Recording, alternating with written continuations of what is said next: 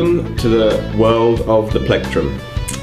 Okay, now before we start actually playing the guitar, you've got to make sure you're holding one of these correctly. Now there's lots of different approaches I see. There's the stuffed hand approach, which is just kind of grab it and sort of get a point out of there and then strum away like that. But I want to teach you the technique that I've always used that has really helped. I've used it ever since I started playing, and I'm going to show you guys what the technique is. Now, it's quite hard for people to visualize this, but I always describe it as you take the finger, not the finger, but the finger of the hand that you're going to be playing with. So if you're left-handed, left hand, right hand if you're right-handed. Get the first finger and get it pointing in the direction of the point of the pick. That should be very simple to do. Now if we turn it round, that's pointing in the direction of the plectrum.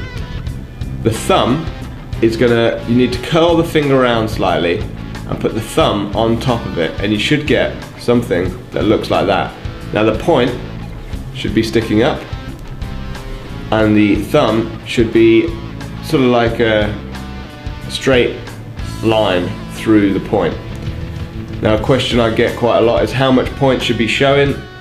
Depends on what you're playing. If you're doing a lot of strumming, you want to make sure you've got quite a lot of the pick showing so it can scrape across the strings quite nicely. If you're playing a lot of lead, you need to tuck it all in so that you're only showing a very small amount of that plectrum, so that when you're playing the strings, it's not going to do as much damage. Now there should be a little hole here. You can see my hand sort of went like that a little bit. Don't do that. Try and keep a little bit of hold because it shows that you've got a bit of relaxation there, and you're pinching between the thumb and the index finger. So I want you to hold your pick like this. Remember how I did it? First finger in the direction of the pick, thumb at an angle, and then you get a point sticking out at the top there.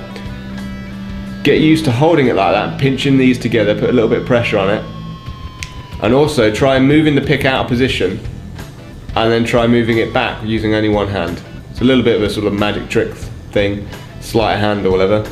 But get used to moving it out of position and then with one hand getting it back into that same position every time. That'll get used to when you're playing and it starts slipping out, you can adjust in the middle of playing. That's what you want to get to, okay? So you've got that point, you've got the nice little hole here to show the relaxation. You've got either a thin point if you're playing lead or quite a large point if you're playing strumming.